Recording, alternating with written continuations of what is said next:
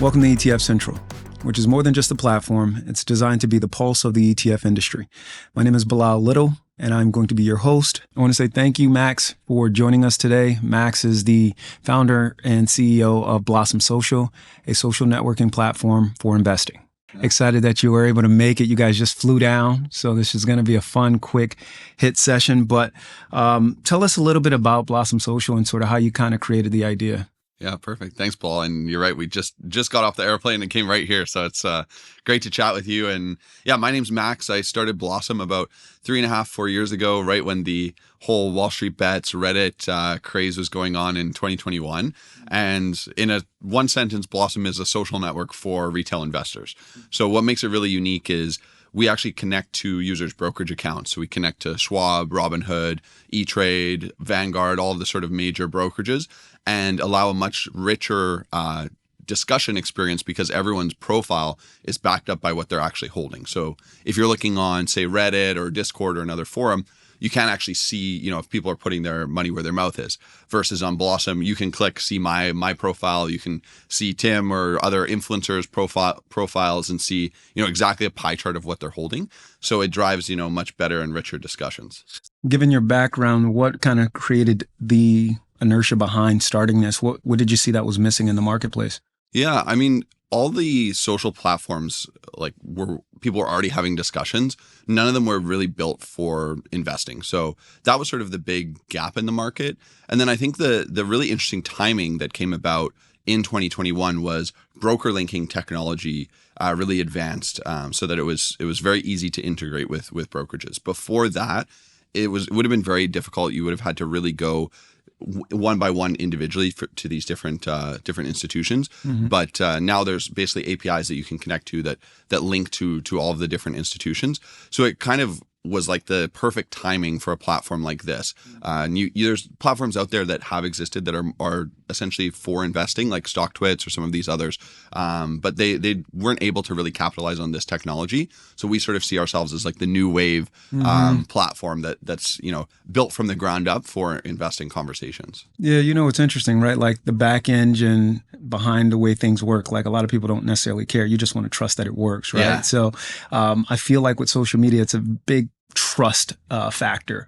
Yeah. Like how are you engaging? Because I think you guys do something a little different as far as like engaging with influencers and like people who have audiences. Yeah. Could you expand on that a little bit just to kind of give, I think, the audience some context of sort of how you guys are growing, and you're growing pretty quickly as well, right? Yeah.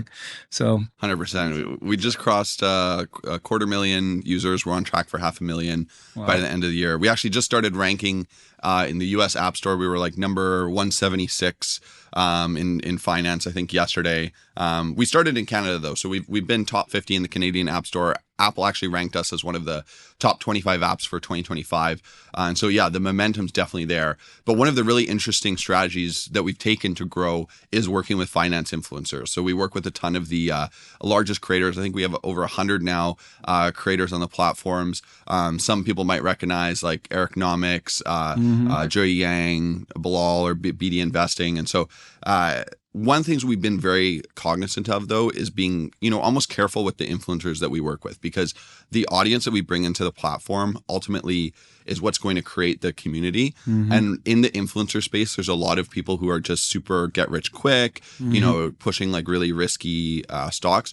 We're really focused on more long-term investing. And I know one of the questions you had, and maybe jumping to it, is around our mission.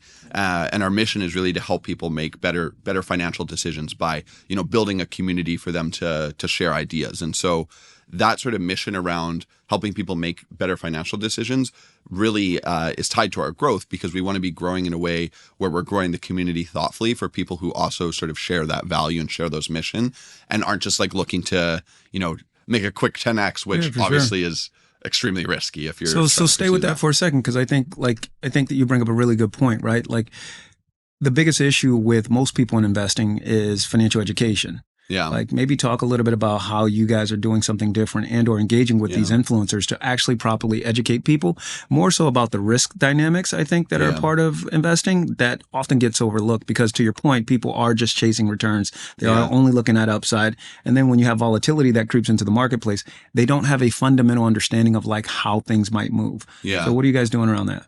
Yeah, I mean, one of the things we noticed, a ton of the people joining the Blossom platform were just pure beginners. So we built actually Duolingo style like education into the app. So the core functionality of the app, which I guess I haven't really talked about, but it's essentially a social forum, similar to like a Reddit or a Twitter, where people can post, again, backed up by what people are actually holding, which is sort of the distinct part. But then people also use the app as like a portfolio tracker, dividend tracker.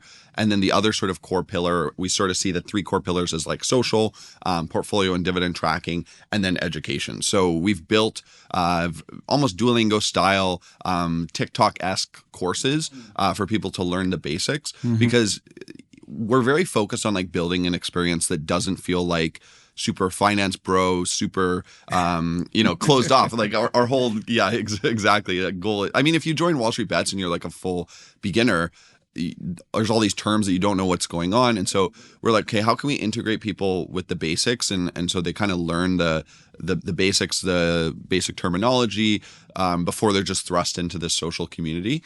And so that really augments the social experience and allows people to have like a base understanding, which is then obviously allows them to join the conversations in a much sort of, more informed manner.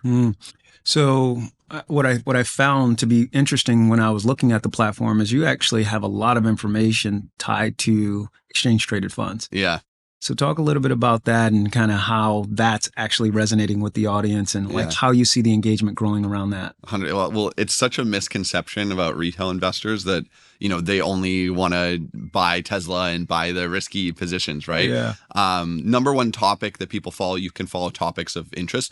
The number one followed topic is ETFs on the platform. So next up is like dividends. So we've definitely attracted a unique audience that's much more long-term focused. And yeah, I mean, it's happened somewhat organically, to your point around like the influencers that we choose to work with.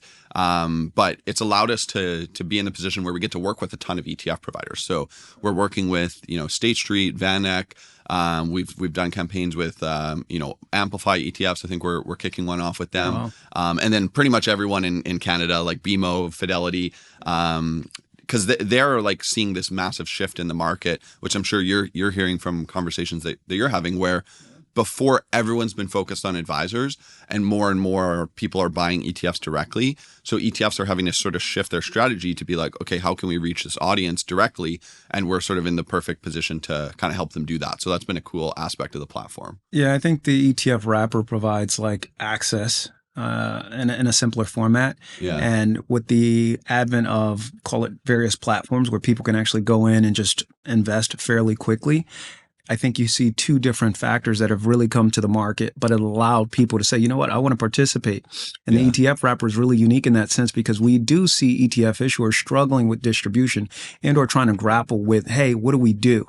So what you're recognizing is that people or issuers are actually going directly to market in many instances to say, look, if you want to participate, you can.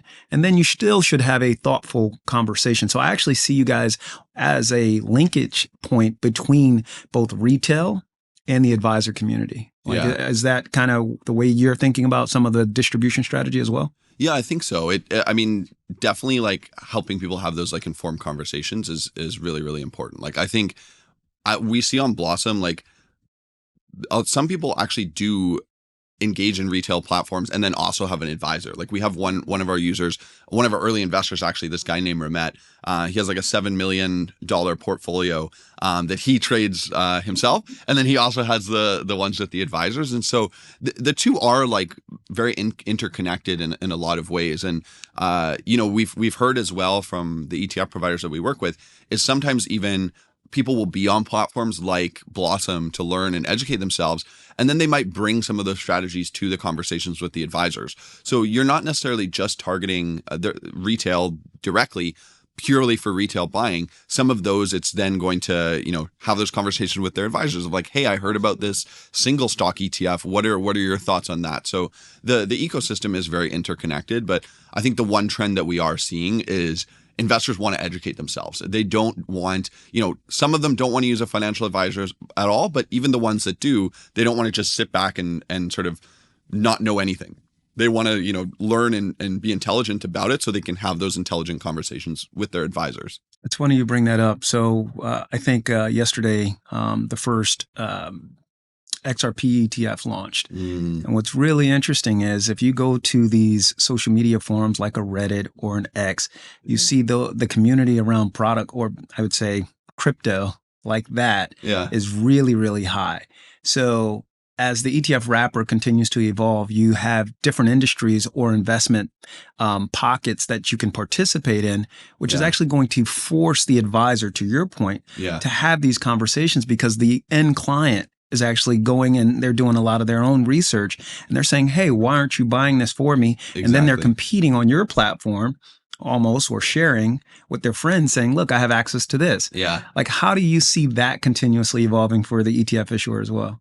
I think exactly what you said is what we're seeing as like the trend, right? It's not enough anymore to just target advisors. And it's interesting because, obviously we're from Canada. We see, in this instance, you guys are ahead of us in a lot of ways, but in the ETF space, it does seem like the ETF providers are sort of ahead of the curve a little bit. One of the clients we work with, about 2 years ago, retail was like 4% of their AUM. Now it just crossed 70%. And we see another one, Global X Canada. This one's public. Their flows from the direct channel just passed the advisor channel for Global X Canada. And so exactly like you're saying, there is this big shift happening, and both for targeting directly as well as for the conversations that are happening for advisors. It's if you don't sort of shift your strategy, right? We all hear about AI all the time. If you don't shift it and add AI, you're falling behind. Well, for ETFs, I think this is sort of the trend that's like the AI for ETFs is like targeting retail directly is sort of the big trend that's going on. And so, yeah. And you actually have to have a strategy to do that. So like, are you seeing or are you having more conversations with ETF issuers to say like, we need to get more thoughtful and meaningful about what our distribution looks like when it comes to retail? Like, are you building out prescriptive, like go-to-market solutions, or like, how are you consulting them on that process? It's funny you say that, the word consulting. So I used to work in consulting at McKinsey, and I joke that with a lot of our clients, like we sort of are an advertising platform. So ETF providers advertise on Blossom, but to your point, we kind of do play the role of like a consultant as well, because this is sort of a very new trend that we're seeing. So with the clients that we work with, it's sort of like a multifaceted strategy. And I built a deck actually around how to target retail and like the rise of retail. So targeting people on Blossom is sort of one of the ways that they do it. And we have all these like different ad units on the platform, but we've seen more starting to work directly with influencers. So having influencers like make videos about the ETFs, obviously paid ads on different platforms. I know Reddit, obviously listed on the NYSE, is making a big push around, targeting people in the Reddit, finance forums, obviously Meta and, Google ads. And so like the same way, like, you think about your advisor strategy as like a multi-channel push. You want to be thinking about retail in a similar way, but of course, retail is on different platforms than advisors. So obviously, there's great platforms like Advisor Perspectives and ETF.com and all of those sort of that are more advisor focused. Well, if you're wanting to target retail, you need to know sort of where those retail conversations are taking place, and oftentimes it's not the same platforms. Yeah, no, it's a great point. As we wrap, what are a couple of things that you want to leave the audience with as it relates to who Blossom is, what's your mission, who you're serving, and like how they should think about you?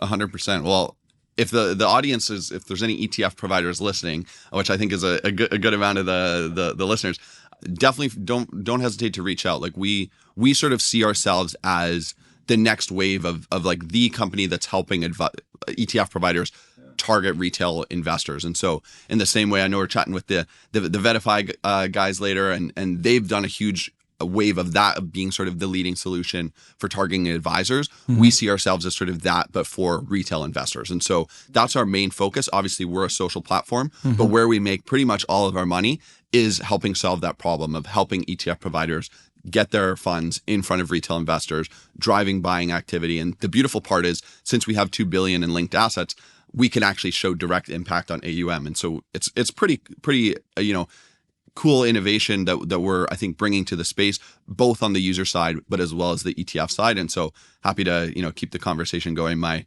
inbox and phone is always open. That's amazing. Thank you so much, Max. Yeah. Cheers, Bilal. Thank you.